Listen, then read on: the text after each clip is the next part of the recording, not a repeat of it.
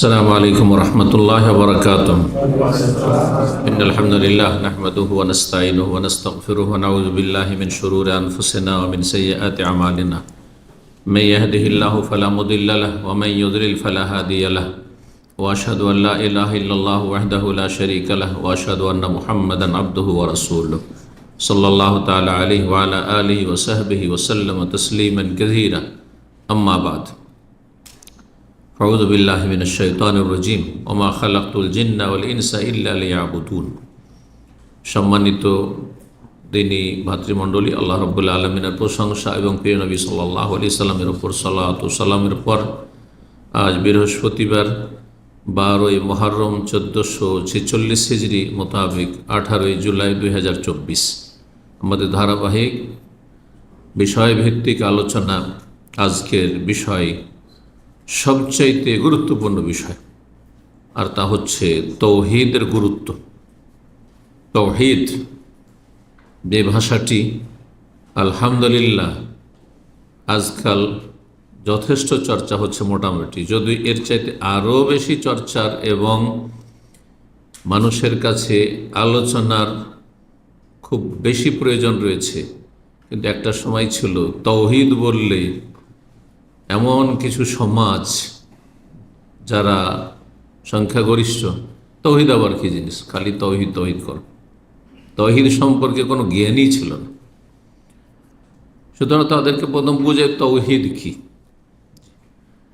তো তৌহিদের বিশেষ একটি দিক নিয়ে আলোচনা করব আজকে। তৌহিদের তো বিভিন্ন দিক রয়েছে। তৌহিদের অর্থ, তৌহিদের প্রকরণ, আর তৌহিদের বিভিন্ন শাখা প্রশাখা, তৌহিদের গুরুত্ব, তৌহিদের ফজিলত। তো আমরা আজকে শুধু একটি বিষয় নিয়ে আলোচনা করব, তা হচ্ছে তৌহিদের দ্বীনে ইসলামে কত বেশি গুরুত্ব।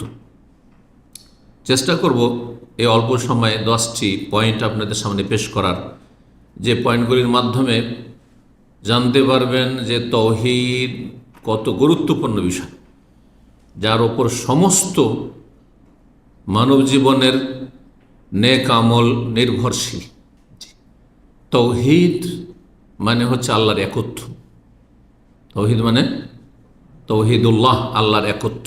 জি, আল্লাহ তার নাম গুণাবলিতে এক, আল্লাহ তার কাজে রুবুবিয়াতে এক ও একক, আল্লাহ রাব্বুল তার ইবাদত বন্দেগীতে এক ও একক, তার কোনো শরিক নেই। ওয়া ইলাহুকুম ইলাহু ওয়াহিদ, তোমাদের মাবুদ ইলাহুন ওয়াহিদ, এক মাবুদ। লা ইলাহা ইল্লাহু, তিনি ছাড়া কোনো সত্য মাবুদ নেই। ও রহমানুর রহিম, তিনি রহমান, তিনি রহিম। জি, আল্লাহর একত্ব অত্যন্ত গুরুত্বপূর্ণ বিষয়। যদি তৌহিদ থাকে তো ফরজ নফল কবুল হবে। তৌহিদ যদি না থাকে তাহলে কোনো কিছুই কাজে আসবে না, কোনো কিছুই কাজে আসবে না। আল্লাহ রাব্বুল আলামিন মানব জাতিকে সৃষ্টি করেছেন তৌহিদের জন্য। বরং জান্নাত জাহান্নাম সব কিছু সৃষ্টি হয়েছে এই তৌহিদের জন্য। তো ভূমিকায় কথা না বাড়িয়ে আমরা এক একটি পয়েন্ট নিয়ে আলোচনা করি। তৌহিদের প্রথম গুরুত্বের দিক হচ্ছে যে একজন মানুষের ওপর সর্বপ্রথম ফরজ কাজ, জীবনের সর্বপ্রথম ফরজ কাজ, আউয়াল ওয়াজিব, জীবনের প্রথম যে কাজটি ফরজ, সেটি সলাত নয়, সিয়াম নয়, যাকাত নয়, হ্যাঁ, বাপ মায়ের হক আদায় করা নয়, আর তারপরে আল্লাহর হক আর অমুকের হক এইসব বলে আপনি চলে গেলেন না। আল্লাহর হকের সবচেয়ে বড় হক যেটি, সেটি হচ্ছে তৌহিদ।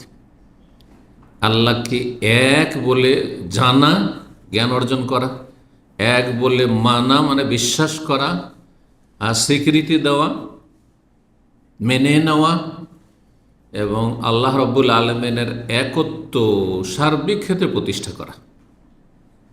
সূরা ইখলাস কার মুখস্থ নেই? মুসলিম। কুল হু আল্লাহু আহাদ, আর আহাদ মানে জানাও আছে। হে নবী বলে দাও মানব জাতিকে, আল্লাহ হচ্ছেন এক ও একক।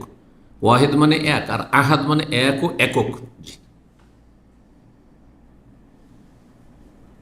তো তৌহিদ মানব জাতির ওপর, শুধু মুসলিমদের ওপর নয়, সমস্ত মানব জাতির ওপর, এমনকি জিনের ওপর, মানুষ এবং জিনের ওপর সবচাইতে গুরুত্বপূর্ণ এবং প্রথম ফরজ হচ্ছে কি? জি, আল্লাহর তৌহিদ, আল্লাহর একত্ব প্রতিষ্ঠা করা।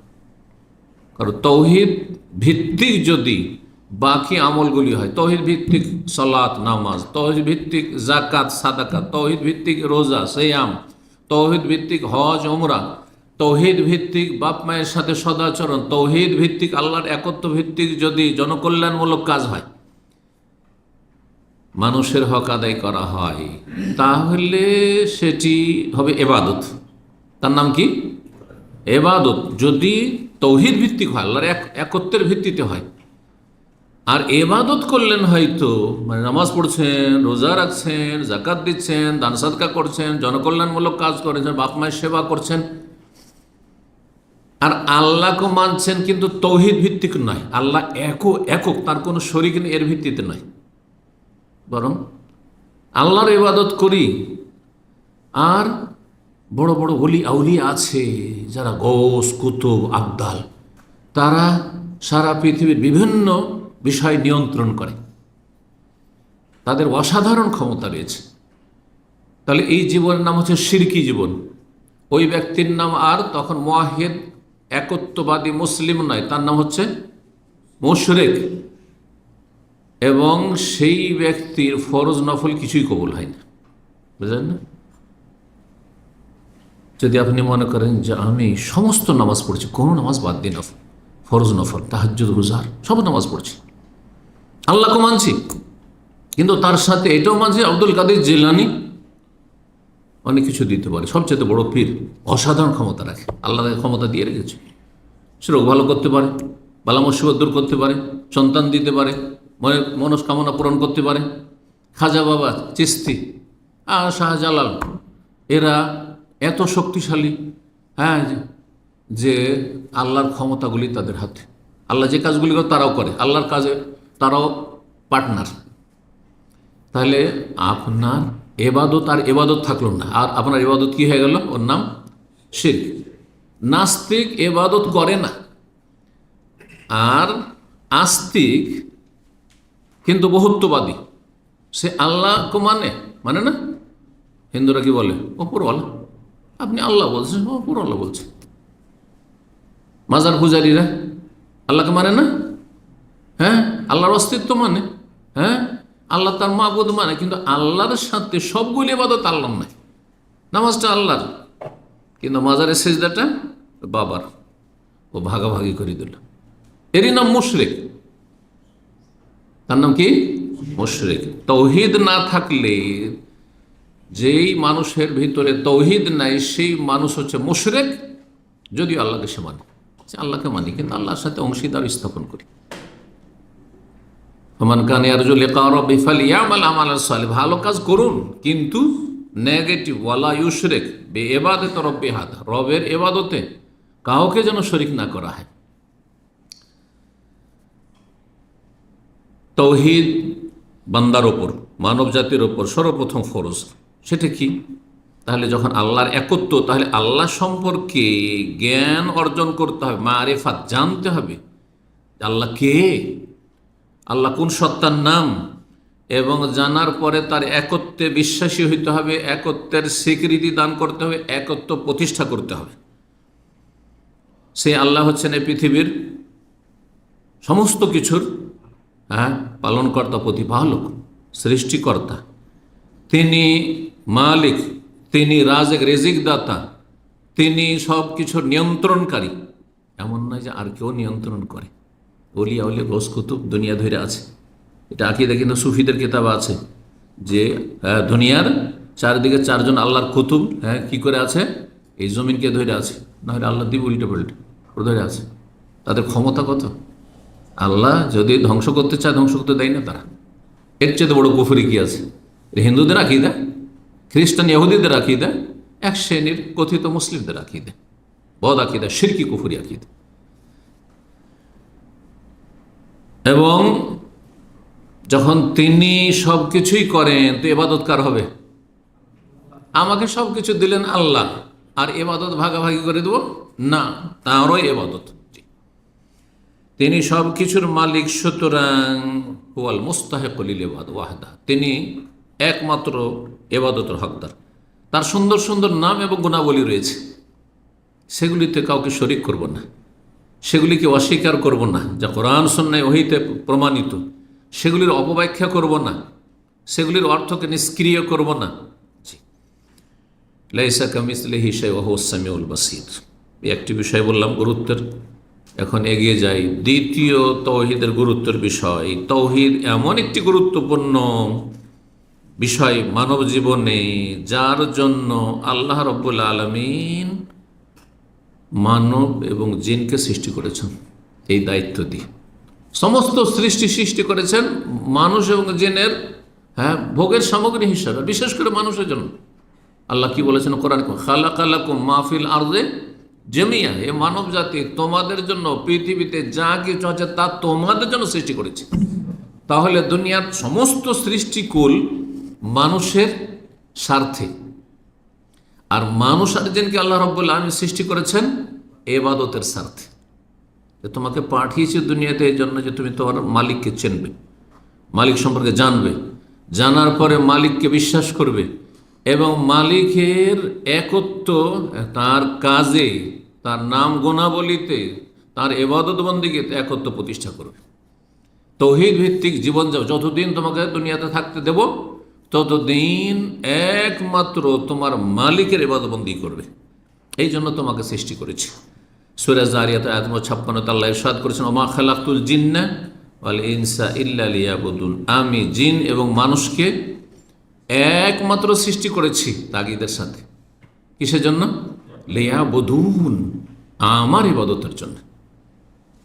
আমি এটা করতাম না, কেন করেছি?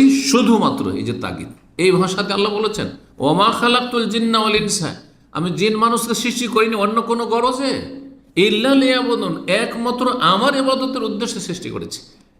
তাহলে আপনি যদি আপনার সৃষ্টির রহস্য না জানেন, কেন আল্লাহ সৃষ্টি করেছেন, আমাকে কেন আল্লাহ পৃথিবীতে পাঠিয়েছেন, এই কথা উত্তর যার কাছে নেই, অথবা এর উত্তর সম্পর্কে যেই ব্যক্তি চিন্তাশীল না, কখনো চিন্তা করে না, এসছে ধীরে ধীরে বড় হইল, আর বড় হওয়ার পরে যখন স্বাবলম্বী হইল, এখন নিজেই হাতে পায়ে দাঁড়াতে পারলো, আর তখন বাপ মা থেকে স্বাধীন হয়ে গেল, আর খরচ নেওয়া লাগে না, আর আয় উপার্জন করছে, খাচ্ছে যাচ্ছে, লোডিং আনলোডিং করছে, আর তারপর এক সময় আসলো যে মরণের সম্মুখে মরে গেল, ব্যাস শেষ হয়ে গেল, দুনিয়ার সমাপ্তি, এক্সপায়ার হয়ে গেল। এটা পশুর জীবন, এটা মানুষের জীবন না। এই জন্য মানুষকে আল্লাহ সৃষ্টি করেননি, মানুষকে আল্লাহ সৃষ্টি করেছেন লিয়াবুদুন, আল্লাহর ইবাদতের জন্য। জিনকে আল্লাহ সৃষ্টি করেছেন তার ইবাদতের জন্য। তাছাড়া সমস্ত যা সৃষ্টি রয়েছে, গাছপালাই হোক আর পশু পাখি হোক, আর যা কিছু দেখছি আর না দেখছি, সব আমাদের জন্য। কোনো কিছুতে আমাদের কোনো ফায়দা রয়েছে, কোনোটাতে কোনো ফায়দা রয়েছে, কোনোটাতে কোনো ফায়দা রয়েছে। আর অনেক সময় অনেক সৃষ্টির রহস্য জানি না, ফায়দা জানি না, এইটা আবার আমাদের কি কাজে আসবে, কিন্তু আমাদের জন্য আল্লাহ সৃষ্টি করেছেন। আলেমাহমান আলেমাহু জাহিলাহমান জাহিল, জানলো অনেক কিছু জানি না আমরা, হয়তো এটা আমাদের জন্য উপকারী। ধীরে ধীরে উদ্ঘাটন হচ্ছে, আবিষ্কার হচ্ছে যে এটাতে এই ফায়দা রয়েছে, এটা দিয়ে এই ওষুধ তৈরি হয়, এটাতে এই বৈশিষ্ট্য রয়েছে, কাজে চলে আসলো। সেটা বাহ্যিক মনে করছেন যে বেকার জিনিস ছিল এটা। 3 নম্বর তাওহীদের গুরুত্ব। তাওহীদ হচ্ছে আল্লাহ রাব্বুল আলামিনের হক অধিকার, এটা হচ্ছে আল্লাহর ন্যায্য অধিকার। চিন্তা করুন তো, আজকাল মানুষ নিজের পার্থিব তুচ্ছ অধিকার হাসিলের জন্য জীবনকে কুরবানি করে দিচ্ছে, আর কত রকমের ঝুঁকি নিচ্ছে, অথচ এই দুনিয়ার তুচ্ছ অধিকার হয়তো পেলেনই না, সুযোগই পেলেন না হয়তো আপনি, অথবা পেলেন কিন্তু ভোগ করার সময় পেলেন না, তারপর এত মরিয়া এর জন্য। ঠিক আছে, আমি বলছি না যে আপনি ন্যায্য অধিকারের জন্য আপনি কারো দ্বারস্থ হবেন না, অথবা আপনি চাইবেন না, আপনার অধিকার রয়েছে। তা আপনি যখন আপনার অধিকারটা বুঝছেন, একজন স্ত্রী বুঝছে আমার স্বামীর অধিকার রয়েছে, ভরণ পোষণ ইত্যাদি, একজন স্বামী মনে করছেন আমার স্ত্রীর এই অধিকার আছে, কি জন্য আমি বিয়ে করেছি, কি জন্য এত বোঝা কাঁধে নিয়েছি আমি স্ত্রীর?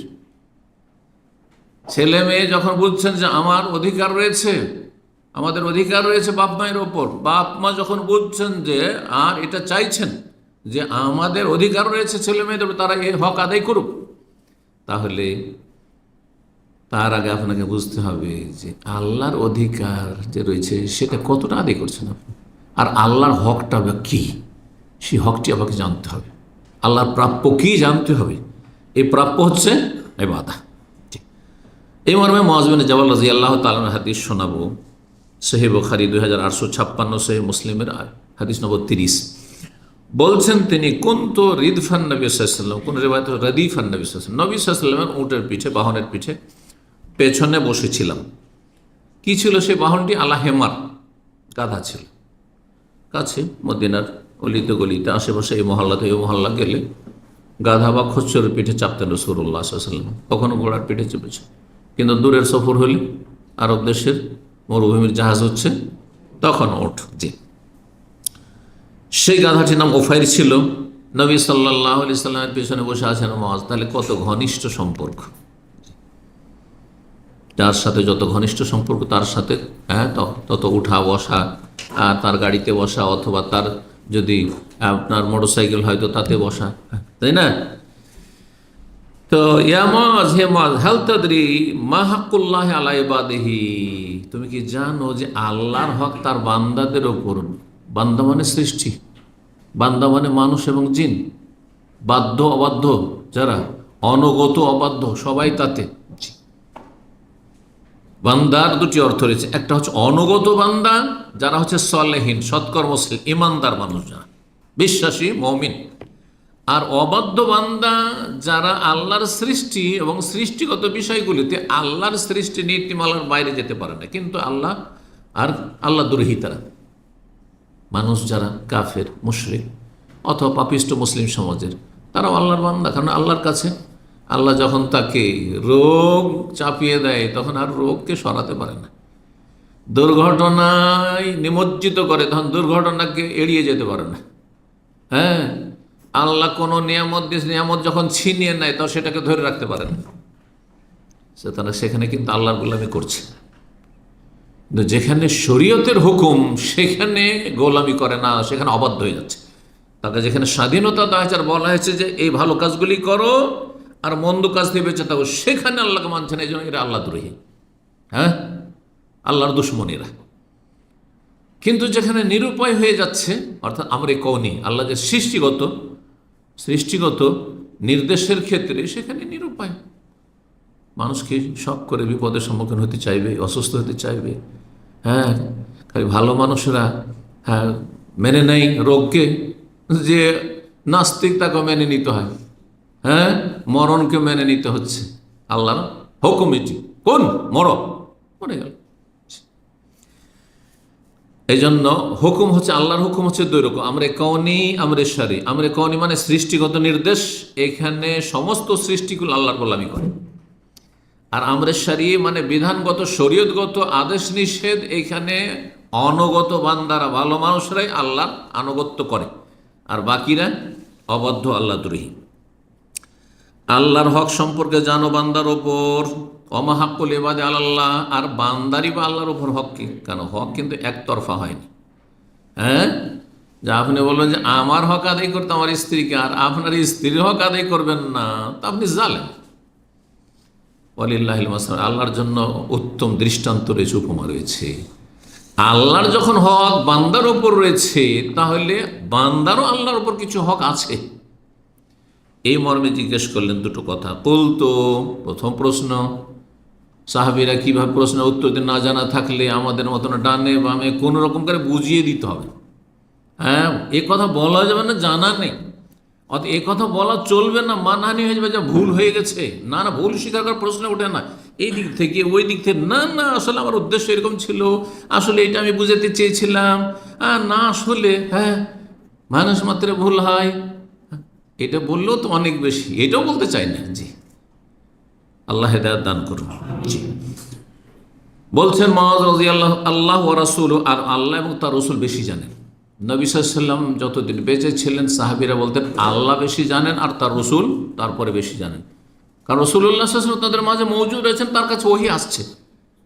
আর সাহাবায়ে কেরামদের চাইতে বেশি জানছেন, কারণ সাহাবীদের কাছে ওহী আসছে না, তার কাছে ওহী আসছে। কিন্তু এখন নবী সাল্লাল্লাহু আলাইহি ওয়াসাল্লাম আমাদের মাঝে বিদ্যমান নন, এই ক্ষেত্রে বলবেন না যে আল্লাহ এবং রসুল বেশি জানেন। এটা কেউ বলেননি, নবী সাল্লাল্লাহু আলাইহি ওয়াসাল্লাম ইন্তেকালের পরে সাহাবীরাও বলেননি, আর তাবেঈনরাও বলেননি, আর ইমাম আবু হানিফা, শাফি, মালিক কথা আল্লাহ ওয়া রাসূলুহু আলাম বলেননি। তাফসীর কিতাব বলে দেখবেন আলিফ লাম মিম এর অর্থ কি বলছে, আল্লাহু আলামু, আল্লাহ বেশি জানেন। আলিফ লাম রা আল্লাহু আলাম মুরাদিহি বিযালিক, জি যে কোনো তাফসীর, আল্লাহ বেশি জানেন। কারণ মানুষ যখন দুনিয়া থেকে চলে যায়, মারা যায়, তখন তার আমল বন্ধ হয়ে যায়, এলেমও বন্ধ, আমলও বন্ধ, দুনিয়ার কাজ বন্ধ, দিনেরও কাজ বন্ধ, হ্যাঁ জি, জ্ঞান চর্চাও বন্ধ। তখন নবী সাল্লাল্লাহু আলাইহি ওয়াসাল্লাম বলে ফাইন হাক্কাল্লাহি আলা ইবাদিহি, আল্লাহর হক হচ্ছে, অধিকার হচ্ছে বান্দার উপর, আইয়াবুদুহু ওয়ালা ইউশরিকু বিহি শাইআ, ইতিবাচক এবং নেতিবাচক একটা দিয়ে তাওহীদ কায়েম হবে না। আল্লাহ আছেন, হ্যাঁ আল্লাহকে মানি, এটা শুধু যথেষ্ট না, আর কাউকে মানি না বলতে হবে। আল্লাহর মতো কাউকে মনে করি না, ইবাদত একমাত্র আল্লাহর করি, আর কারো ইবাদত করি না। আর আল্লাহর ইবাদত করি আর মাজারও সিজদা করি, তাহলে মুশরিক আপনি। নাস্তিক বলছে আল্লাহ নেই, আর যারা মুশরিক, হ্যাঁ মাজার পূজারী, তারা বলছে আল্লাহ আছে আর গস কুতুব আছে, সমান সমান অপরাধী। মুশরিক আর নাস্তিক সমান সমান অপরাধী। পক্ষান্তর মুসলিমকে, মুমিনকে, জান্নাতীকে যে বলবে আল্লাহ আছেন আর তার মতো কেউ নেই, তার কাজে কোনো শরিক নেই, তার নাম গুণাবলিতে কোনো শরিক নেই, তার ইবাদত বন্দেগীতে কোনো শরিক নেই, কেউ নেই, লা ইলাহা ইল্লাল্লাহ, দুটো। সেই কথাই বলছেন আইয়াবুদু, একমাত্র তার ইবাদত করতে, তাহলে ইবাদত করতে হবে। সহিহ আকীদার দাবিদার ইবাদত নেই, 5 ওয়াক্ত ফরজ নামাজ নেই, না অচল, আপনি জাহান্নামের কথা আছে।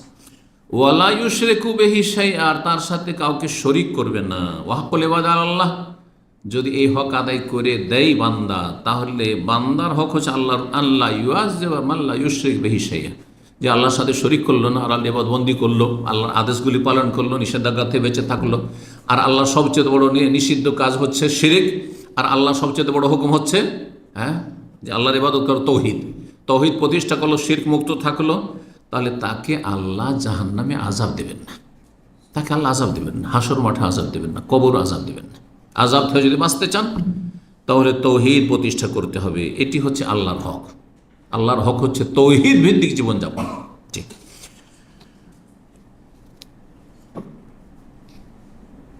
চিন্তা করুন একটি বিষয়, আর প্রতিটি মানুষ নিজ নিজ দায়িত্ব সম্পর্কে কিন্তু অনেক সজাগ, তাই না? আমাদেরকে কেউ সাধারণত যদি সুস্থ মস্তিষ্কের হন আর মানবতা থাকে, আরে ইমান ইসলাম তো আছেই, কিন্তু এমনি মানবতাও যদি থাকে, ধীরে ধীরে ধীরে বড় হচ্ছেন, 10-12 বছরের বাচ্চাও, 13 বছরের বাচ্চাও যতটা জ্ঞান আছে তাতে বুঝছে যে আমার আব্বা আম্মার কথা শুনতে হবে, হ্যাঁ তাদেরকে অসন্তুষ্ট করা যাবে না, হ্যাঁ হ্যাঁ খারাপ কাজ করা যাবে না, খারাপ কথা তাদেরকে বলা যাবে না, বুঝছে। তাহলে সবাই কিন্তু দায়িত্ব সম্পর্কে সচেতন। হাক্কুল আওলাদ, ছেলে মেয়েদের হক বাপ মা বুঝছেন, স্বামীর হক বুঝছেন স্ত্রী, স্ত্রীর হক সম্পর্কে বুঝছেন স্বামী, প্রতিবেশীর হক বুঝছেন, বন্ধু বান্ধবের হক অধিকার বুঝছেন, ফ্যামিলি মেম্বারদের যে হক রয়েছে কার কতটা রয়েছে তা বুঝছেন, আত্মীয় স্বজনদের হক অধিকার বুঝছেন, এমনকি প্রতিবেশী অমুসলিম তাদেরও কিছু অধিকার আমাদের মাঝে, সেগুলোও কিন্তু কমন সেন্সে বুঝছেন। এই বুঝগুলির জন্য পাঠ পড়াইতে হয় না, সামাজিকভাবে বুঝে নেন, পারিবারিকভাবে বুঝে নিচ্ছেন। এই হকগুলো যখন বুঝছেন, অথচ এরা আপনাকে সৃষ্টি করেনি, এরা আপনাকে রোগ থেকে ভালো করেনি, এরা আপনাকে রিজিক দেয় না, খেতে দেয় না, হ্যাঁ বিপদ আপদ থেকে রক্ষা করেন না, এরা আপনার হায়াত মতের মালিক নয়। এদের হক সম্পর্কে এত সচেতন, তাহলে যিনি সব কিছুর মালিক, যিনি আপনাকে সৃষ্টি করেছেন, তার ইবাদতের জন্য তার হক সম্পর্কে কতটা সচেতন আপনি? কেমন মানুষ যে আল্লাহর হক ভুলে যাচ্ছেন, অথচ স্ত্রীর হক, স্বামীর হক, ছেলে মেয়েদের হক, আত্মীয় স্বজনদের হক, এগুলো বুঝছেন আবার, হ্যাঁ কত নির্বোধ আপনি তাহলে। ভালো করে বোঝার চেষ্টা করুন। আল্লাহ রাব্বুল তৌফিক দান করেন। সবচেয়ে গুরুত্বপূর্ণ হক মানুষের হক যেগুলি বললাম, নাকি আল্লাহর হক? আল্লাহর হক। 4 নম্বর যে বিষয়টি তৌহিদের গুরুত্বের ক্ষেত্রে, তৌহিদ এমন একটি গুরুত্বপূর্ণ বিষয় যে তার উদ্দেশ্যে, তৌহিদ প্রতিষ্ঠার উদ্দেশ্যে আর তৌহিদের শিক্ষাদানের উদ্দেশ্যে, তৌহিদের প্রচার প্রসারের উদ্দেশ্যে সমস্ত নবী রাসূলগণকে পাঠিয়েছেন।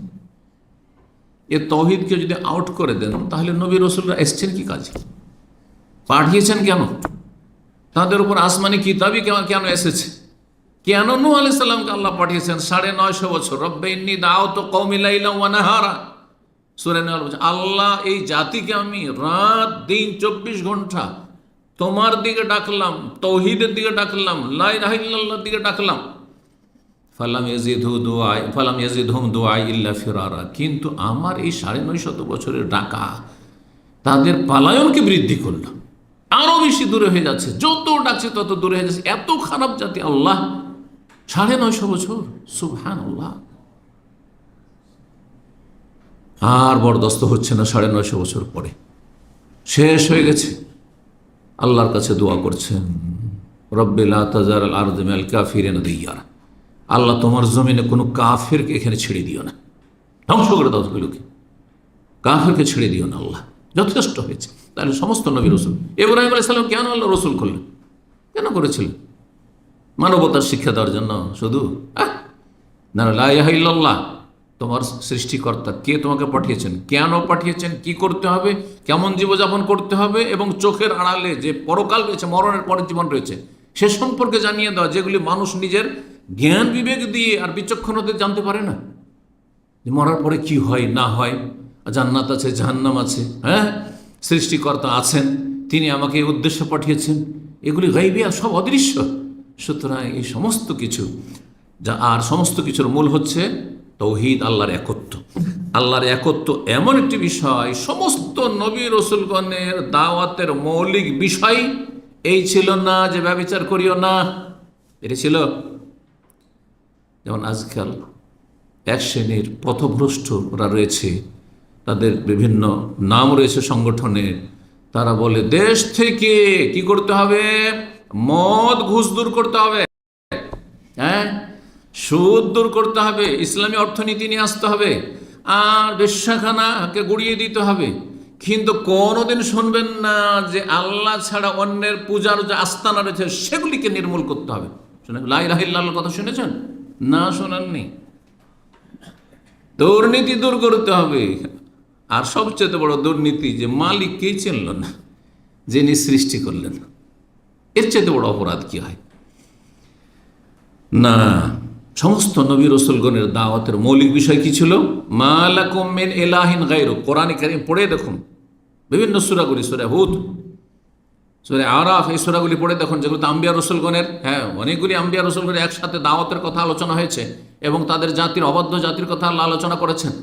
সেগুলিতে দেখুন আদ সম্প্রদায়, সামুদ সম্প্রদায়, লুত আলাইহিস সালামের সম্প্রদায়, এইরকম ইব্রাহিম আলাইহিস সালামের সম্প্রদায়, মুসা আলাইহিস সম্প্রদায়, যখন যেই নবীকে পাঠিয়েছেন, ওয়াবুদুল্লাহ, আল্লাহর ইবাদত বন্দেগী, মা লাকুম মিন ইলাহিন গায়রু, তোমাদের তার ছাড়া, সেই আল্লাহ ছাড়া কোনো মাবুদ নেই, কোনো সত্য উপাস্য নেই, সব বাতিল এগুলো। শেষ নবী মুহাম্মদ সাল্লাল্লাহু আলাইহি ওয়াসাল্লাম, তাকে কি জন্য আল্লাহ পাঠিয়েছেন? আর কোনখানে গিয়ে মক্কার কাফেরদের সাথে দ্বন্দ্ব শুরু হলো? 40 বছর পর্যন্ত একজন মানুষও তার শত্রু ছিল না, বরং সামান্য কোনো বিদ্বেষ রাখতো না।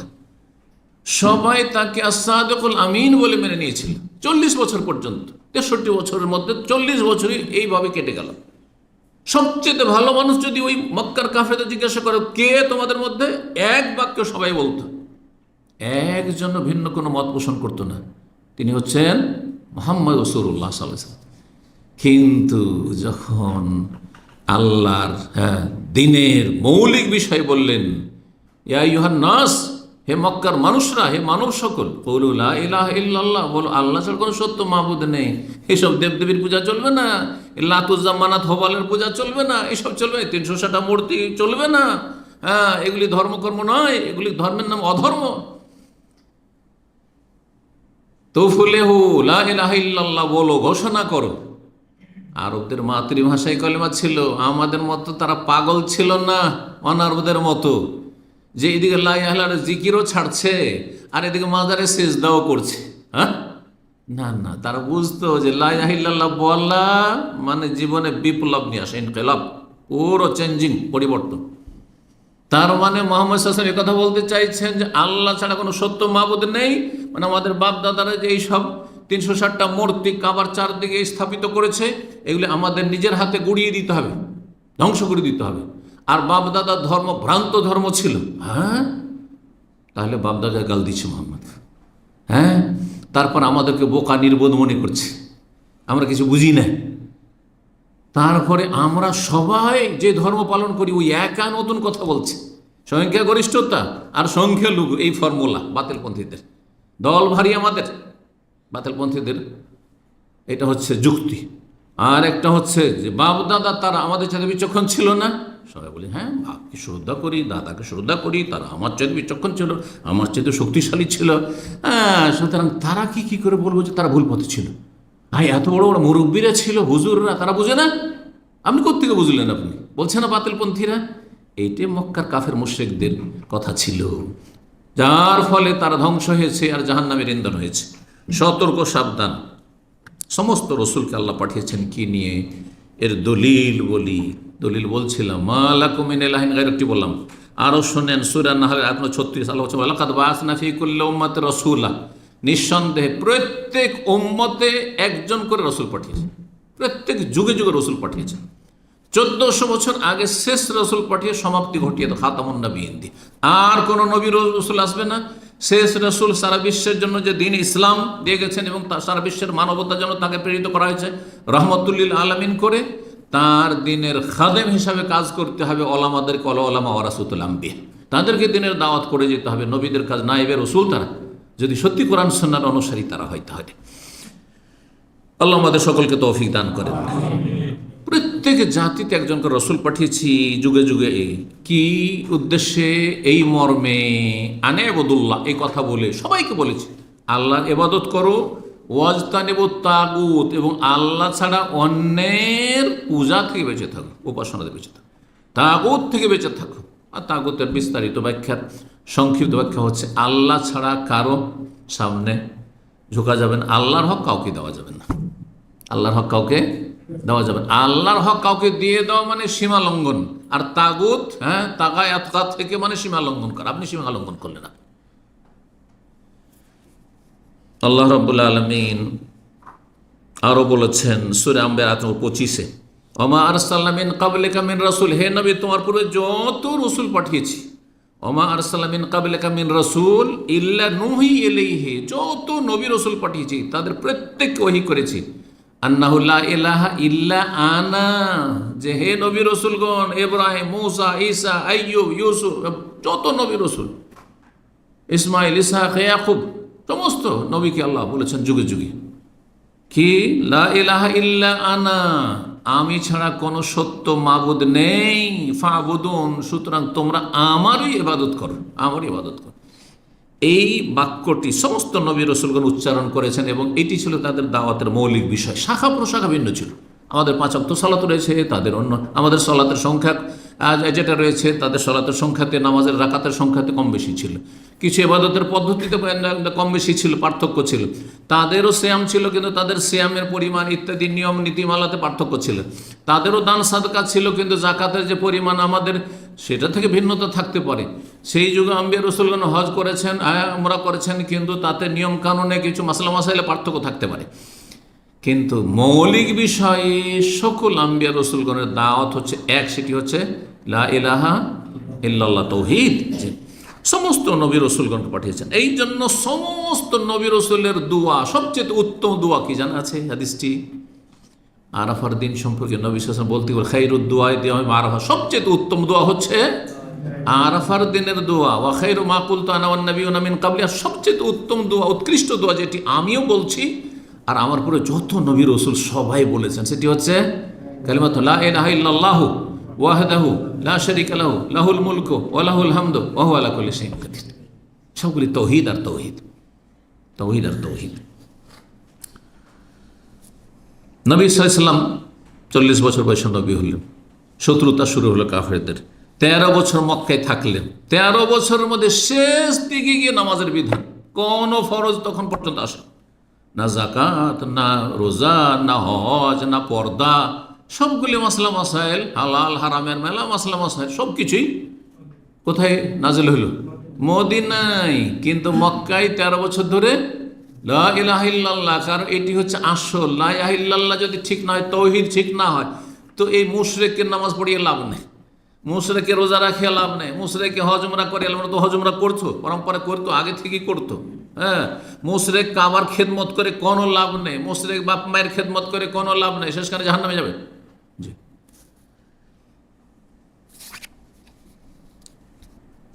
5 নম্বর যে তৌহিদের গুরুত্বের বিষয়, তা হচ্ছে তৌহিদ এমন একটি গুরুত্বপূর্ণ বিষয়, যখনই আপনি ইসলামের দাওয়াত, ইসলামের খেদমতের কাজ শুরু করবেন, একজন অমুসলিমকে ইসলামের দাওয়াত দেবেন, একজন জন্মসূত্রে মুসলিম কিন্তু ইসলামের কিছুই জানে না, জিরো, একবার কিছুই জানে না, এমন অনেক মুসলিম আছে, কি দিয়ে শুরু করবেন? এইখানে কিন্তু আপনার জানা ফরজ। এই জন্য দিনের দাওয়াতের আগে জানতে হবে। দেখছেন একটি লোকের মুখ দিয়ে বিড়ি সিগারেট কি মদেরই গন্ধ আসছে, আর দেখছেন টাকনার নিচে তার কাপড়, আর চুলগুলি একেবারে পশুর মতো হয়ে আছে, নখ বড় বড় হয়ে আছে, একবার হিংস্র পশুর মতো, আর মোষ হয়ে আছে সেই রকম, যেমন দাড়ি তেমন মোষ ধরন হয়ে আছে, বহু পাপে লিপ্ত আছে, এমনকি মদ খাচ্ছে, কিন্তু সে আল্লাহ পরকাল কিছুই জানে না। তাকে কি বলবেন? মদ খাবার দাও, মদ খাবার দাও, দাড়ি না, দাড়িটা রাখো, বলবেন? কি বলবেন? চলো নামাজ পড়তে যাই। সুদ খাচ্ছে, সুদ খাওয়া বাদ দাও, সুদ খাওয়া হারাম বলবেন একটা অমুসলিমকে? চিন্তা, একটা ইহুদি খ্রিস্টানকে হিন্দু বলেন সুদ খাওয়া হারাম, ঘুষ খাওয়া হারাম, এগুলি শেখাবেন? ব্যভিচার করা হারাম, এটা আগে বললে হবে না। কারণ হইতে পারে এই কথা বলাই তার তৌহিদে বাধা হয়ে যাবে। আরে ইসলাম তো আমি মনে করছিলাম যে কবুল করে নেবেন, ইসলাম কবুল করলে আমাকে ব্যভিচার ছাড়তে হবে, আমাকে মদ ছাড়তে হবে, আমাকে নেশা ছাড়তে হবে, তো আমাকে আবার এই ঘুষ খাচ্ছি অফিসে তাও ছাড়তে হবে। না না, এমন ইসলাম পারবো না। অনেক মূর্খ লোক, একটা অমুসলিম সঙ্গী সাথী সঙ্গী আছে, ইসলামের দাওয়াত হতে দিয়ে দিয়েছে, আবেগী ইসলামের দাওয়াত দিয়েছে, বলছে চলো ইসলামিক সেন্টারে, আর ইসলাম কবুল করলে তোমাকে কিন্তু কি করতে হবে, কাট করতে হবে, খাতনা করতে হবে। আরে এই বয়সে 30-40 বছর বয়সে খাতনা করতে হবে? না না না না না, আমি ইসলাম আর কবুল করবে না। অথচ তার বিশ্বাস হয়ে গেছিল যে আমি ইসলাম কবুল করব। আপনার মূর্খামির কারণে সে জাহান্নামে চলে গেল। সেটা যদি শর্তও লাগাইতো আপনাকে যে আমি মুসলমান হব, কিন্তু আমি খাতনা করতে পারবো না, আমার খুব ভয় লাগছে, অসুবিধা নেই, জাহান্নাম থেকে তো বাঁচো। কারণ তুমি বিনা খাতনাতেও যদি মরে যাও, স্থায়ী জাহান্নামী হবে না, যদি তোমার তৌহিদ ঠিক থাকে, 5 ওয়াক্ত সালাতটা ঠিক হয়ে যায় কমপক্ষে তৌহিদের পরে, তাহলে তুমি স্থায়ী জাহান্নামী হবে না। একটা হারাম নাজায়েজ কাজ আছে, তাতে সতর্কতা অবলম্বন করে যদি পেশাব পরিষ্কার করে নিতে পারো তো ভালো কথা, আর না হলে পেশাব থেকে গেলে সেখানে আরও গুনাহ বাড়তে থাকবে। কিন্তু সেই ব্যক্তি বলতে পারেন তুমি স্থায়ী জাহান্নামী হয়ে যাবে পেশাবে জান, এই কথা বলতে পারেন না। কথা বলছেন না? বুঝছেন না? তাহলে তৌহিদের দাওয়াত প্রথম হবে। এর দলিল যত সাহাবায়ে কেরামদেরকে বিভিন্ন জায়গায় বিভিন্ন সময় নবী সাল্লাল্লাহু আলাইহি ওয়াসাল্লাম পাঠিয়েছেন ইসলামের মেসেজ নিয়ে, যাও ইসলামের শিক্ষা দাও। কি বলেছেন? আগে মানবতার কথা বলবে, ভালো চরিত্রের কথা বলবে। এগুলো আজকাল কিন্তু এক শ্রেণীর লোকেরা মানবতার কথা বলতে হবে, আখলাক চরিত্র নিয়ে আলোচনা করতে হবে, নবীর মহব্বত নিয়ে আলোচনা করে, নবীর মহব্বত অবশ্যই আলোচনা করতে, তার আগে আল্লাহর মহব্বতের কথা আলোচনা করতে। আর আল্লাহর মহব্বতের দাবি কি? যে আল্লাহর গুণ, আল্লাহর কাজ, আল্লাহর হক কাউকে দেবো না, কিঞ্চিত পরিমাণে দেবো না। এটা হচ্ছে আল্লাহর মহব্বত। তো এই জন্য দাওয়াত শুরু করতে হবে লা ইলাহা ইল্লাল্লাহ তৌহিদ দিয়ে। এ কথা বললে হবে না। আজকাল কিন্তু বিদাতি দায়ীদের বা বিদাতি বক্তাদের লক্ষণ হচ্ছে, আরে তৌহিদের কথা বললে মানুষের মাঝে ঘৃণা ছড়াবে, তৌহিদের কথা বললে মানুষ দূরে সরে যাবে, এই জন্য তৌহিদের কথা আগে বলিয়েন না। এখন একটু দূর থেকে বলবেন, আর একটু গঠনমূলক কথা বলবেন, খুব চমৎকার চমৎকার ভাষা, একটু মানবতার শিক্ষা দেবেন, আখলাক, আমলের শিক্ষা দেবেন। এসব কথা আমাদের তবলিগি ভাইরা আর আমাদের জামাতি ইখওয়ানি ভাইরা, এদের কাজ হল এটা না, এগুলো শিক্ষা দেন। আগে লা ইলাহা ইল্লাল্লাহ বলেন না, যে এটা শিরক, ওটা বলেন না, এটা তৌহিদ, এটা শিরক, কথা বলেন না। না হইলে ঘৃণা ছড়াবে, এই ভাষাগুলি তারা প্রয়োগ করে, ঘৃণা ছড়াবে না, আউযু বিল্লাহ। তাই নবী সাল্লাল্লাহু আলাইহি ওয়াসাল্লাম দীর্ঘ 13 বছর মক্কাতে ঘৃণাই ছড়িয়েছেন না, না আল্লাহর দিন প্রতিষ্ঠা করেছেন। এইটাই আল্লাহর দিন। আল্লাহর দিন প্রতিষ্ঠা মানে গদি দখল করাও নয়, আর আল্লাহর দিন প্রতিষ্ঠা মানে স্ত্রী, ছেলে মেয়ে, পরিবার পরিজন, বাপ মা সবকে ছেড়ে দিয়ে একবারে চলে যাওয়া, এক দেশ থেকে এক দেশ চলে যাওয়া, একবারে চিল্লায়, এর নাম ইসলাম প্রতিষ্ঠা নয়। ইসলাম প্রতিষ্ঠা হচ্ছে তৌহিদ প্রতিষ্ঠা, লা ইলাহা ইল্লাল্লাহ। আল্লাহর হক কাউকে দেওয়া যাবে না, আল্লাহর হক আল্লাহর জন্য রাখতে হবে। জি। তো নবী সাল্লাল্লাহু আলাইহি ওয়াসাল্লাম বিভিন্ন সময় পাঠিয়েছেন। শুধু একটি ঘটনা বলি, যখন ইয়ামান দেশ বিজয় হলো, নবী সাল্লাল্লাহু আলাইহি ওয়াসাল্লাম ইয়ামান দেশে গভর্নর করে পাঠিয়েছিলেন একজন সাহাবীকে, নাম জানা আছে, এই মুআয রাদিয়াল্লাহু তাআলা আনহু। বললেন নবী সাল্লাল্লাহু আলাইহি ওয়াসাল্লাম, বুখারী মুসলিমের হাদিস, প্রায় হাদিসের কিতাব, হাদিসটি খুব প্রসিদ্ধ হাদিস, ইন্নাকা তাতি কওমান মিন আহলিল কিতাব। সেই যুগে ইয়ামান দেশে যথেষ্ট ইহুদিরা আর খ্রিস্টানরা বাস করত। ইহুদিরা বাস করতো সেই যুগে আপনার ইয়ামানে, সান্না আর আদান ওই দিকটাই, আর খ্রিস্টানরা বাস করতো নাজরানে, আর নাজরানটা ওই দিকে, আর তখনকার যুগে ওই দিকটা পুরোটাকেই ইয়ামান বলা হইত। এই সমস্ত বিস্তর অঞ্চলের জন্য গভর্নর করে যখন পাঠালেন মুআয রাদিয়াল্লাহু তাআলা আনহুকে, তাকে গভর্নর বানালেন, তাকে মুআল্লিম হিসাবে, শিক্ষক হিসাবে, তাকে সেখানকার বিচারপতি হিসাবে এবং মুফতি হিসাবে। তখনকার শাসকরা এমনটা হইত, সে শাসকই মুফতি, সে শাসক হচ্ছে চিফ জাস্টিস, আর সেই শাসক হচ্ছে বিজ্ঞ আলেম, দায়ী ইলাল্লাহ, সব কিছুই তিনি। জি, এইরকম কোয়ালিটির শাসক হইতে হবে যে দিন দুনিয়া তার কাছে দুটোই থাকবে। আল্লাহ আমাদের তৌফিক দান করে। আমাদের পাপের কারণে এই দুর্দশা হয়েছে। জি। তো বললেন যে তুমি এমন একটি জাতির কাছে যাচ্ছ, তার আহলে কিতাব, তাদের কাছে ধর্ম কর্ম সম্পর্কে কিছু তো নলেজ আছে, যার নলেজ আছে তার সাথে অন্য ভঙ্গিমায় কথা হইতে হবে, নাহলে শুধু এই মানে এত সোজা মনে করলে হবে না। আর যার কিছুই যায়, প্রাথমিক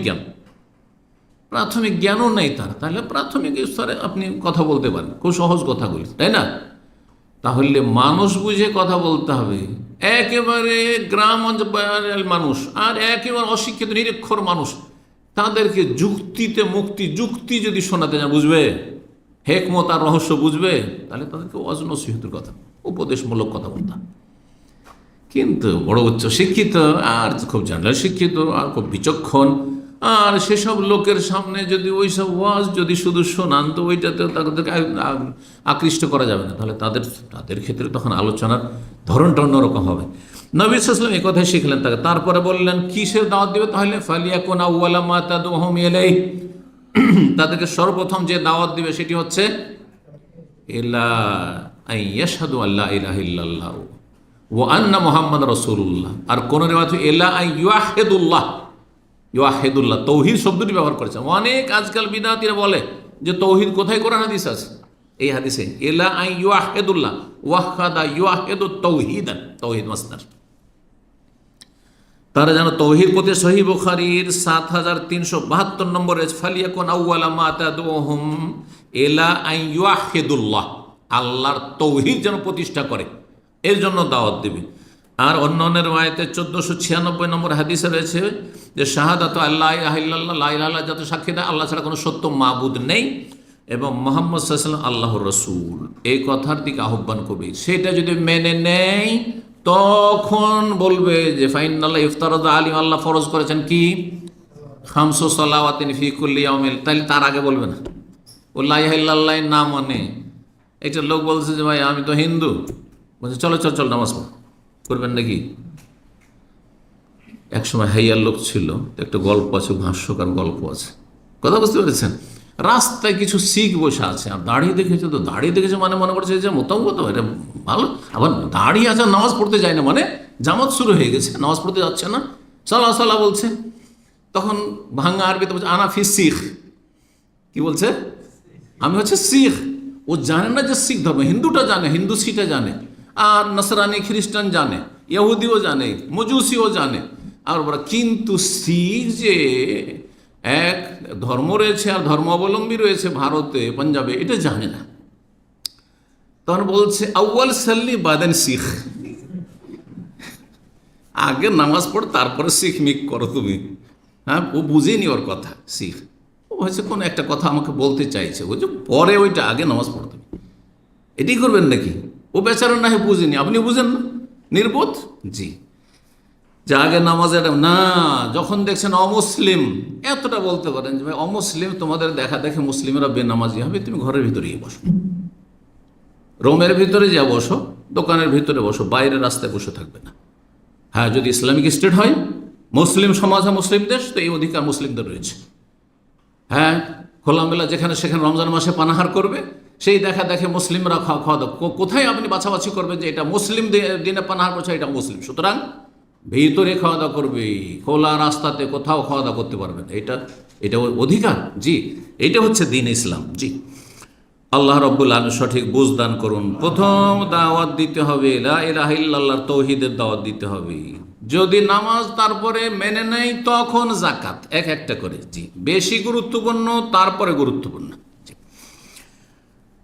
6 নম্বর, তার আগে একটি কথা বলি আরো, যে মানুষের কবরে কয়টি প্রশ্ন করা হবে? 3টি। 1 নম্বর প্রশ্ন কি বলেন তো দেখি?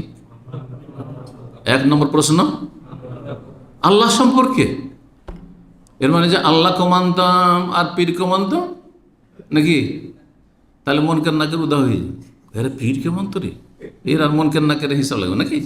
না না, মোটেই না, মোটেই না। আল্লাহকে মানতো, আর কাউকে মানা যাবে না ওখানে। হ্যাঁ, আর কাউকে মানা যাবে না, এর মানে বেয়াদবি নয়। আর মানা যাবে না মানে আল্লাহর হক কাউকে দেওয়া যাবে না, আল্লাহর হক কাউকে, ওতে ভাগাভাগি চলবে না, এতে কোনো কম্প্রোমাইজ নেই আল্লাহর হকের ক্ষেত্রে। তো বলছিলাম, প্রথম প্রশ্ন কি হবে? মান রব্বুকা, তোমার রব কি?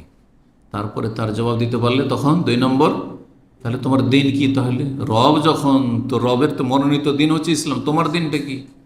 2 নম্বরে যদি ইসলাম বলতে পারেন, পাশ করেন। আর পাশ করতে তখনই পারবেন যখন ইসলাম পালন করেছেন, ফরজ ওয়াজিব আদায় করেছেন, আপনি অন্তত ছিলেন, সর্বনিম্ন অন্তত মুসলিম ছিলেন, আপনি ঈমান ভঙ্গ করেননি।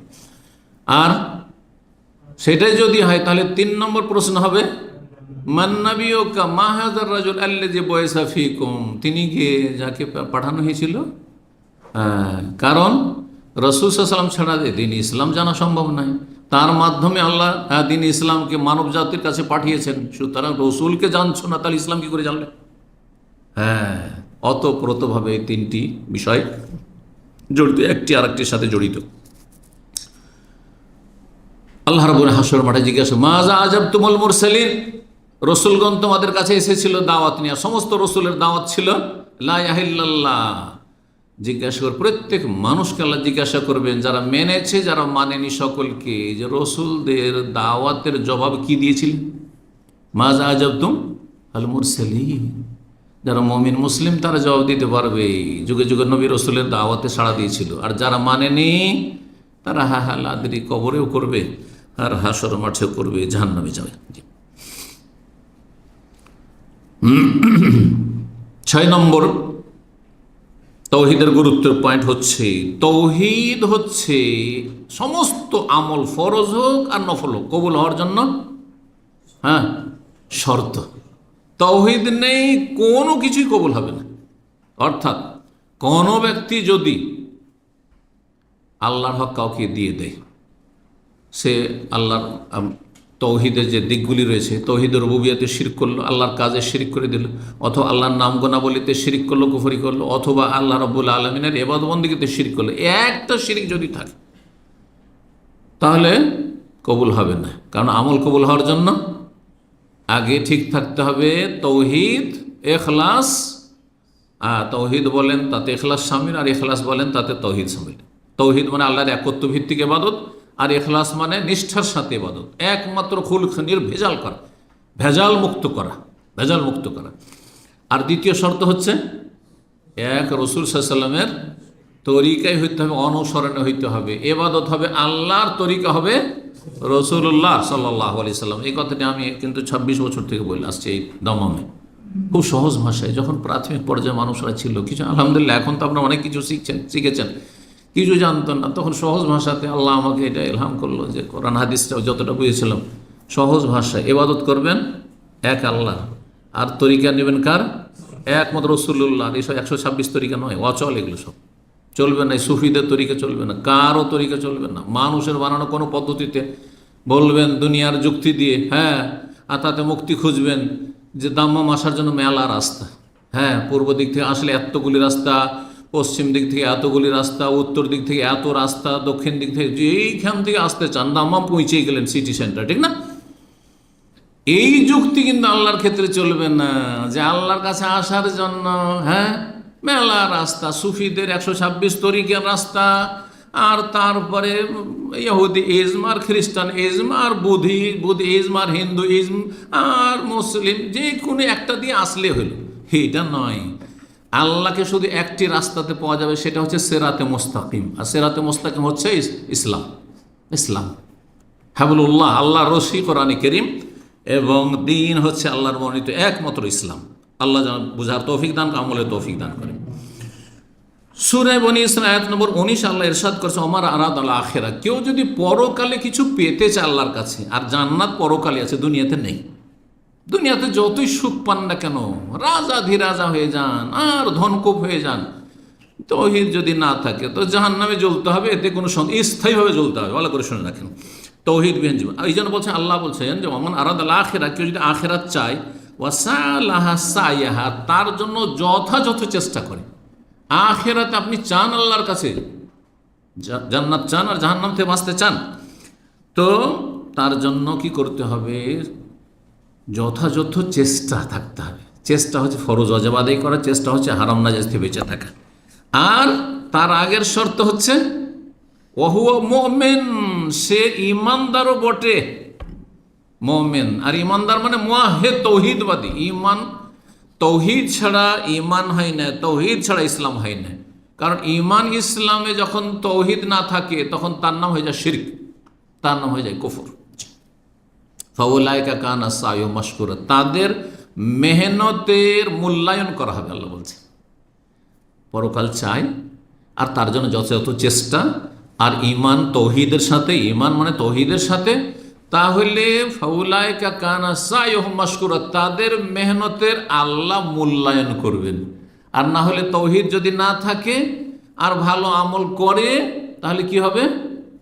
তাদের আমলের কোনো মূল্যায়ন হবে না, বরং সেগুলি মরিচিকার মতো হবে। অন্য আয়াতে বলছে ওয়াল্লাযিনা কাফারু আমালুহুম কাসারাব, সূরা নূরে আল্লাহ বলছেন, কাফেররা কুফরির অবস্থায়, শিরকের অবস্থায় যারা দুনিয়া থেকে চলে গেছে, তাদের যে জনকল্যাণমূলক আমলগুলি ছিল, অথবা ইবাদত বন্দেগী ছিল, নামাজ রোজা হজ যাকাত করেছে, আর মাজারও পূজা করেছে, মাজারও খাসি গরু জবাই করেছে বা সেজদা করেছে, আর চাদর চড়িয়েছে, তাহলে তাদের আমলগুলি দেখবে হাসর মাঠে কার মতো?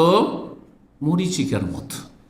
যেমন নদীর চরে, বালির চরে, বালি ঝিকঝিক ঝিকঝিক করে, চকচক করে, আর মনে হচ্ছে যে পানি আর পানি। একজন পিপাসিত ব্যক্তি ছুটে যায়, এই যে পানি কাছে, এই যে পানি কাছে, এই যাবে, যত যায় তত দূরে পানি হয়ে যায়, পানি পাই না। হাত্তা ইযা যাও, যখন কাছে চলে আসছে, আরে সব শেষ হয়ে গেল, কিন্তু পানি তো নাই। লাম ইয়াজিদহু শাইআ, কিছুই পাবে না। ঠিক তেমনই মনে করবে যে দুনিয়াতে তো অনেক নামাজ রোজা হজ যাকাত করেছিলাম, অনেক জনকল্যাণমূলক কাজ করেছিলাম, অনেক গরিব মিসকিনকে খাওয়াইছিলাম, অনেক রোজা রেখেছিলাম, অনেক হজ করেছিলাম, করেছিলাম, কিন্তু মাজার পূজা করে গেছিলেন, সেই জন্য মরিচিকার মতো হবে তার আমল বা তাদের আমল। আল্লাহ রাব্বুল আলামিন তৌহিদ বুঝার এবং আমল করার, প্রতিষ্ঠা করার তৌফিক দান করেন। 7 নম্বর গুরুত্বের পয়েন্ট হচ্ছে তৌহিদের। কোরআনে কারীমের পুরো বিষয়বস্তু হচ্ছে তৌহিদ। এই কথাটি আজকে বুঝে নেন এই অল্প সময়। কোরআনে কারীমের শুরু থেকে শেষ পর্যন্ত পুরো বিষয়বস্তু হচ্ছে কি? তৌহিদ আর তৌহিদ। এটা না বুঝলে কিন্তু, ভালোভাবে না বুঝলে বুঝতে পারবেন না। এটা কেমন কথা হলো?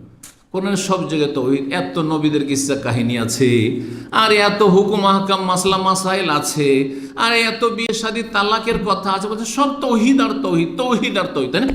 এত কাফের জাতির ধ্বংসের গল্প আছে, কাহিনী আছে, তো সবগুলি তৌহিদ। হ্যাঁ, সবগুলো তৌহিদ। কেমন করে তৌহিদ? ইমাম ইবনুল কাইয়িম রাহিমাহুল্লাহর মূল্যবান এই ব্যাখ্যা শুনলে বুঝবেন। মাদারেজুস সালেকিন, তার একটি গুরুত্বপূর্ণ কিতাব, 3য় খণ্ড 450 পৃষ্ঠায় তিনি বলছেন, হুবহু তার কথাগুলি সংক্ষেপে এতটুকু শুধু অল্প কথায় শুনিয়ে দিই। বলছে ইন্না কুল্লা আয়াতিন ফিল কোরআনিল ফাহিয়া মুতাযাম্মিনাতুল লিত-তাওহীদ, কোরআনে কারিমের প্রত্যেকটি আয়াত তৌহিদকে শামিল। যখন তার আলোচনা শুরু করলাম, সেখানে একটি কথা প্রসঙ্গে মনে আসলে কথাটি বলি। একটি কিতাব আমি অনুবাদ করেছি, ছোট্ট বই। কিতাবটির নাম হচ্ছে কোরআনে কারিমে তৌহিদ। কেউ পড়েছেন বইটি? কোরআনে কারিমে তৌহিদ। কারণ মনে আছে না, ভুলে গেলেন সব? এত গুরুত্বপূর্ণ কিতাব। শেখ আল্লামা সালেহুল ফৌজান রাহিমাহুল্লাহ হাফিজাহুল্লাহ তাআলা, তিনি এখনও জীবদ্দশায় আছেন, তার কিতাব। কোরআনে কারিমে তৌহিদের কথার বেশ কিছু আয়াত নিয়ে এসেছেন। সূরা ফাতিহাতে 3 রকম তৌহিদের কথা রয়েছে। সূরা ইখলাস, ফালাক, নাসে তৌহিদের কথা, কাফিরুনে তৌহিদের কথা রয়েছে। এইভাবে তিনি তৌহিদ সম্পর্কীয় আয়াতগুলো নিয়ে এসেছেন। তো এই কিতাবটি খুব গুরুত্বপূর্ণ কিতাব। ছোট্ট কিতাব হইলেও খুব গুরুত্বপূর্ণ, যে কোরআনে যে তৌহিদ ছড়িয়ে ছিটিয়ে আছে, সরাসরি শুধু তৌহিদ, আর তৌহিদ ব্যাপক অর্থে যে তৌহিদের কথা, গোটা কোরআনটাই তৌহিদ, এই কথাটি আজকে বুঝে নেন এই আলোচনাতে। বলছেন যে কোরআনের প্রত্যেকটি আয়াত কি মুতাদাম্মিনাতুন লিত-তাওহীদ, তৌহিদকে শামিল। শাহেদাতুন বিহি, এই প্রত্যেকটি আয়াত এই কোরআনের তৌহিদের সাক্ষী দিচ্ছে।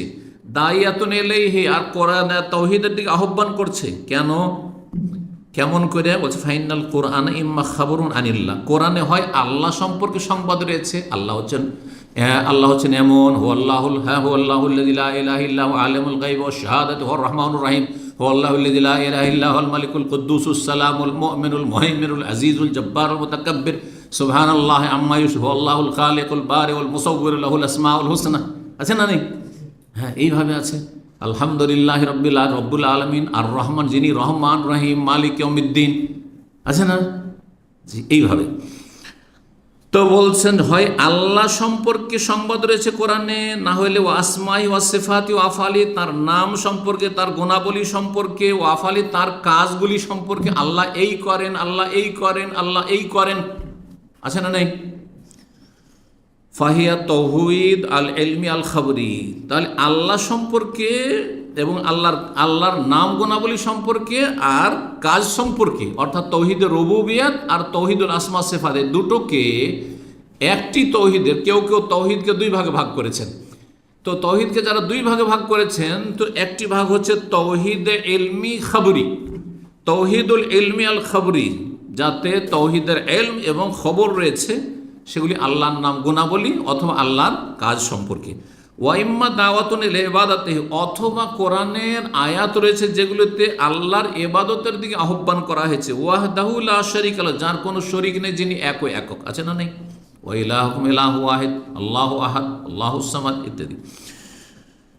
আর ওয়া খালকুল্লি মা ইউবাদু মিন দুনি, আল্লাহ ছাড়া যেসবের ইবাদত হচ্ছে, উপাসনা, সেগুলি পরিত্যাগ করার কথা বলা হয়েছে। কুল ইয়া আইয়ুহাল কাফিরুন লা আ'বুদু মা তা'বুদুন, তোমরা ইবাদত করছো যেগুলি পূজা করছো, আমি করি না। হ্যাঁ, এইভাবে বারবার করে কথাটি রিপিটে আসছে না? জি। তাহলে আল্লাহর ইবাদত করা আর অন্যের ইবাদত পরিত্যাগ করার কথা রয়েছে। একে বলা হয় তৌহিদুল উলুহিয়া বা তৌহিদুল ইবাদা, ওয়া ফাহুয়া তৌহিদ আল ইরাদি আত তালবি, তার অপর নাম হচ্ছে তৌহিদ ইরাদি এবং তালাবি। জি, এত দূর হয়ে গেল। আর কিছু আয়াত রয়েছে যেগুলোতে আমরুন আও নাহিয়ুন, আল্লাহর আদেশ রয়েছে, না আল্লাহর নিষেধ রয়েছে। ওয়া ইলজামুন বিতাআতিহি, তার আনুগত্য আবশ্যক করা হয়েছে। ফি নাহি ও আমরিহি, আল্লাহ নিষেধ করলে বিরত থাকো, আর আল্লাহ করতে বললে করো। ফাহিয়া হুকুক তাওহীদ ও মুকাম্মালাত, এগুলি হচ্ছে তৌহিদের হক এবং তৌহিদের পরিপূর্ণতা। তৌহিদ কখন পরিপূর্ণ হবে? 5 ওয়াক্ত সালাত আদায় করছেন, আপনি ফরজ ওয়াজিবগুলি আদায় করছেন, হারাম নাজায়েজ থেকে বেঁচে থাকছেন, হ্যাঁ, নেক আমল করছেন, তাহলে কি হবে? আপনার তৌহিদটা অলঙ্কারপূর্ণ হবে, সুসজ্জিত হবে। ওয়াইম্মা খাবরুন আন কারামাতিল্লাহ, অথবা কিছু আয়াত রয়েছে যেগুলিতে আল্লাহ যে সম্মানিত করেছেন সে সম্পর্কে খবর রয়েছে। কার আগে সম্মানিত করেছেন? তৌহিদবাদীদের, আহলে তৌহিদিহি ওয়া তাআতিহি, যারা অনুগত মুমিন মুমিনাত, তাদেরকে আল্লাহ যুগে যুগে সম্মানিত করেছেন। তারপর আখিরাতে সম্মানিত করবেন। যেই নিয়ামতগুলি আখিরাতের রয়েছে সেগুলির কথা রয়েছে। ওয়ামা ফুইলা বিহিম ফিদ দুনিয়া, আর দুনিয়াতে তাদেরকে কত কোণঠাসা করার, কত তাদের জুলম অত্যাচার করার, কত খুন করার চেষ্টা করেছে, কিন্তু আল্লাহ তাদেরকে আবার উপরে উঠিয়েছেন। কোথায়? রাতের অন্ধকারে। নবী সাল্লাল্লাহু আলাইহি সাল্লাম মক্কা থেকে কীভাবে হিজরত করতে বাধ্য হচ্ছেন, আবার মাত্র কয়টা বছর পরে কি সম্মানের সাথে আবার এখানে উপস্থিত হচ্ছেন মক্কায়, আর সামনে কেউ দাঁড়াবার সাহস করছে না। সবাই শুধু এসে বলছে আমাদেরকে ক্ষমা করে দিন। আল্লাহু আকবার, চিন্তা করুন জি কি সম্মান, এগুলো কথা আছে না নেই? জি। ওমা ইউকরামু ফিল আখিরাতে যে আল্লাহ সম্মানিত করবেন তৌহিদবাদীদেরকে, তার কথা আলোচনা রয়েছে। ফাহুয়া জাযা ও তৌহিদে, এগুলো কি? এগুলো হচ্ছে তৌহিদের প্রতিদান, আল্লাহর তৌহিদের লা ইলাহা ইল্লাল্লাহর প্রতিদান। ওয়াইম্মা খাবরুন আন আহলি শিরকি, অথবা কোরআনে রয়েছে মুশরিকদের খবর, কাফের মুশরিক অবাধ্যদের কথা রয়েছে। ওমা ফুইলা ফিদ দুনিয়া, দুনিয়াতে তাদের মিনান নাকাল, যে আযাব শাস্তি দেওয়া হয়েছে যুগে যুগে। আদ সম্প্রদায় ধ্বংস করে, সামুদ জাতিকে ধ্বংস করা হয়েছে, লুতের জাতিকে ধ্বংস করা হয়েছে, আর মুসা আলাইহিস সালামের ওই সেই ফেরাউনের সেনাবাহিনীকে ধ্বংস করা হয়েছে, এগুলো কথা আছে না নাই? মক্কার কাফেরদেরকে ধ্বংস করা হয়েছে, তাব্বাত ইয়াদা আবি লাহাব, এগুলো কথা রয়েছে। ওমা ইয়াহুল্লু বিহিম ফিল উকওয়াফিল মিনাল আযাব, আখিরাতে যে কাফের মুশরিকদের জন্য, অবাধ্যদের জন্য, লা ইলাহা ইল্লাল্লাহ তৌহিদকে যারা অস্বীকার করেছে তাদের জন্য কঠিন শাস্তি রয়েছে, তার কথা রয়েছে। ফাহুয়া খাবরুন আম্মান খারাজান হুকমিত তৌহিদ, যারা তৌহিদের বিধান থেকে বেরিয়ে গেছে, হ্যাঁ তৌহিদের বিধানের সাথে বিদ্রোহ ঘোষণা করে, তাদের সম্পর্কে আলোচনা। ফাল কোরআন কুল্লুহু ফিত তৌহিদ, সুতরাং কোরআন গোটাটাই হচ্ছে তৌহিদ। তৌহিদ না হয় তৌহিদের পরিপূর্ণতা, না হয় তৌহিদ যারা প্রতিষ্ঠা করেছে তাদের প্রতিদান, তৌহিদ যারা অবজ্ঞা করেছে, অস্বীকার করেছে তাদের কঠিন শাস্তি দুনিয়া এবং আখিরাতে ইত্যাদি। তৌহিদের কথা কোরআন গোটা গোটা কোরআনে কারিমে রয়েছে। হুকুকিহি ওয়া জাযাইহি ওয়া ফি শানি, শিরক সম্পর্কে আলোচনা রয়েছে, আর যারা মুশরিক তাদের সম্পর্কে আর তাদের শাস্তি সম্পর্কে আলোচনা রয়েছে। কয়টি পয়েন্ট হইল? হ্যাঁ হ্যাঁ কয়টি হয়েছে? 7টি হয়েছে না? 8 নম্বর সংক্ষেপে এগুলো বলে নেব, কারণ সময় আমাদের শেষের দিকে। প্রথম 1 নম্বরে কি বলেছিলাম মনে আছে? সর্বপ্রথম ফরজ, হ্যাঁ মানব জীবনের সর্বপ্রথম ফরজ কাজ কি? তাওহীদ। আর এই 8 নম্বর বলল সবচেয়ে বড় ফরজ, তাওহীদ হচ্ছে সবচেয়ে বড় ফরজ। আপনি আপনার জীবনে প্রথম লা ইলাহা ইল্লাল্লাহ শিরক থেকে বাঁচবেন আর তাওহীদ কায়েম করবেন, নাকি আগে নামাজ পড়বেন, আগে রোজা রাখবেন, কোনটা করবেন? আগে শিরক মুক্ত হইতে হবে। একটা অমুসলিম যখন আসবে, আগে ওকে কলমা পড়াবেন না, চল নামাজটা পড়ে আসি পরে কলমা পড়াচ্ছি, হ্যাঁ? তো সবচেয়ে বড় ফরজ কি? যখন সবচেয়ে বড় ফরজ, তাহলে তার নেকিও সবচেয়ে বড়। এই জন্য একটি হাদিসে রয়েছে যে হাসরের মাঠে লা ইলাহা ইল্লাল্লাহর একটা ছোট্ট কার্ড থাকবে, সেই কার্ডে লা ইলাহা ইল্লাল্লাহ লেখা আছে এক পাল্লাতে, আর আরেক পাল্লাতে হ্যাঁ সমস্ত তার গুনাহগার কি হবে? লা ইলাহা পাল্লাটা ঝুঁকে যাবে, ভারী হয়ে যাবে। যত বড় ফরজ তত তাতে নেকিও বেশি, তাতে নেকিও বেশি। জি, এই জন্য শিরক মুক্ত ব্যক্তি যদি আমল কমও থাকে, কোন রকম 5 ওয়াক্ত ফরজ, 5 ওয়াক্ত ঘাটতি থাকলে হবে না। 5 ওয়াক্ত ফরজটা আদায় করেছে, 17 রাকাত পড়েছে, সুন্নত পড়েনি, তাহাজ্জুদও পড়েনি, কিছু পড়েনি, কিন্তু শিরক করে না। আর আরেকজন লোকের নামাজের পাহাড় আছে কিন্তু শিরক আছে, বড় শিরক, তাহলে তো স্থায়ী জাহান্নামী। ছোট শিরক আছে, তাবিজ আছে, তোমার আছে, বালা আছে, টাকা আছে, আর আল্লাহ ছাড়া অন্যের কসম, মায়ের কসম, বাপের কসম, হ্যাঁ এইসব করেছে। এই যে করেছে, এই লোকের নামাজের পাহাড় থেকে, রোজা হজ জাকাতের পাহাড় থেকে ওই তৌহিদবাদী লোকের পাল্লার সাথে পাল্লা দিতে পারবে না হাসর মাঠে। ওই শুধু তার ফরজটা অত ঠিক ছিল, বেশি নেক আমল ছিল না। এর বোঝা গেছে তৌহিদ কত গুরুত্বপূর্ণ বিষয়। তৌহিদ থাকলে একদিন না একদিন জান্নাত পাবে, আর যদি তৌহিদ না থাকে তাহলে কোনোদিন জান্নাত পাওয়া যাবে না। 9 নম্বর বিষয়, জান্নাত জাহান্নামের বাজার আল্লাহ কেন তৈরি করেছেন? কেন তৈরি করেছেন? এই তৌহিদের জন্য। কারণ জান্নাত কোনোদিন ধ্বংস হবে না, জাহান্নাম কোনোদিন ধ্বংস হবে না, এইটা হচ্ছে আহলে সুন্নাত ওয়াল জামাতের আকীদা। আর অন্য অপরাধী যদি হইতো তাহলে হ্যাঁ হাজার হাজার বছর বা শত শত বছর জাহান্নাম থাকতো, তারপর জাহান্নামের কোনো প্রয়োজন নেই, কারণ পানিশমেন্ট হয়ে গেছে। হ্যাঁ, যাবজ্জীবন চিরকালের জন্য শাস্তি একমাত্র কার জন্য? জাহান্নামের শাস্তি কার জন্য? কাফের মুশরিকের জন্য, তাওহীদ যারা প্রতিষ্ঠা করেনি। চোর ডাকাত চিরকাল জাহান্নামে থাকবে না যদি তার তাওহীদ ঠিক থাকে। কিন্তু আজকালকার মুসলিম সমাজের চোর ডাকাত আল্লাহ পরকাল জীবনেও চিন্তা করে না, নামাজ পড়ে না, আর বেনামাজি বড় কাফের, সুতরাং সেই ব্যক্তি মাজার পূজারই সমানই হয়ে গেল। জি, বেদিন। জান্নাত এবং জাহান্নামের বাজার আল্লাহ যে তৈরি করেছেন, সৃষ্টি করেছেন এবং প্রস্তুত রেখেছেন কিসের জন্য? এই তাওহীদের জন্য। লা ইলাহা ইল্লাল্লাহ, জান্নাতীদেরকে স্থায়ী করবেন লা ইলাহা ইল্লাল্লাহর ভিত্তিতে জান্নাতে, আর জাহান্নামীদেরকে স্থায়ী জাহান্নামী কারা হবে? যারা লা ইলাহা ইল্লাল্লাহকে নষ্ট করেছে, যারা শিরকে লিপ্ত হয়েছে, শিরকের অবস্থায় দুনিয়াতে গেছে। সর্বশেষ 10 নম্বর, আদম আলাইহিস সালামকে যখন আল্লাহ সৃষ্টি করলেন, তার ছেলে মেয়েরা যখন হতে লাগলো, তখন মানব জাতির কয়টা ধর্ম ছিল? কটা ধর্ম ছিল?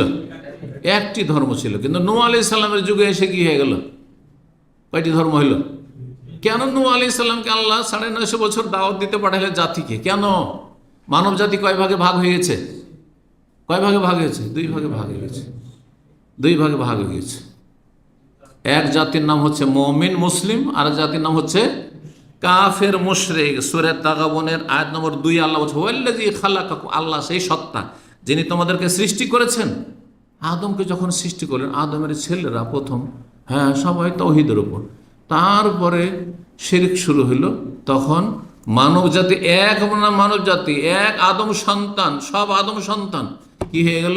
একই দেখতে রং, সব এশিয়ান, সব ইউরোপিয়ান, সব আফ্রিকান, সব মানুষের মতো, সব অমুসলিমও একই মুসলিমদের মতোই দেখতে, তাই না? কিন্তু চিন্তা করেন, এক দলের নাম হয়ে গেল মুমিন, আরেক দলের নাম হয়ে গেল কাফের। তাহলে মানব জাতির বিভক্তির মূল কারণই হচ্ছে তৌহিদ। তৌহিদকে সমস্ত মানুষ যদি মেনে নিত, তাহলে নাম কিন্তু একটি থাকতো, কাফের নামটি আসতো না, মুশরিক নামটি আসতো না। আল্লাহ বলছেন, আল্লাহ তোমাদেরকে সৃষ্টি করেছেন এক মানুষ আদম থেকে, তারপরে ফামিনকুম কাফের অমিনকুম মুমিন, তোমাদের মধ্যে কেউ কাফের হয়ে গেল, এক জাতি। আর এক জাতি হচ্ছে মুমিন ইমানদার। এইভাবে আদম সন্তান দুই ভাগে বিভক্ত হয়েছে লা ইলাহা ইল্লাল্লাহর ভিত্তিতে। লা ইলাহা ইল্লাল্লাহ যারা মেনেছে তারা হচ্ছে মুমিন মুসলিম, আর যারা মানেনি তারা হচ্ছে কাফের মুশরিক। আল্লাহ রাব্বুল আমাদেরকে দ্বীন-ই ইসলাম বুঝার, তাওহীদ বুঝার এবং তা প্রতিষ্ঠা করার সার্বিক জীবনে তৌফিক দান করেন। সমস্ত রকম শিরক বিদআত থেকে আর পাপাচার থেকে আল্লাহ বাঁচিয়ে রাখেন। আর তৌহীদ দুর্বল হওয়ার কারণে মানুষ পাপে লিপ্ত হয়। যার তৌহীদ যত শক্তিশালী, সেই ব্যক্তি তত পাপ মুক্ত। এইভাবে তৌহীদকে বুঝতে হবে, যেটা আর একটি আলোচনার প্রয়োজন রয়েছে। আল্লাহ রাব্বুল আমাদেরকে নেক আমলে তৌফিক দান করেন, হারাম নাজায়েজ থেকে বেঁচে থাকার তৌফিক দান করেন এবং তৌহীদকে সুন্দর করার আল্লাহ তৌফিক দান করেন। ওয়া সাল্লাল্লাহু আলা নবিয়িনা মুহাম্মদ ওয়া আলা আলিহি ওয়া সাহবিহি আজমাইন।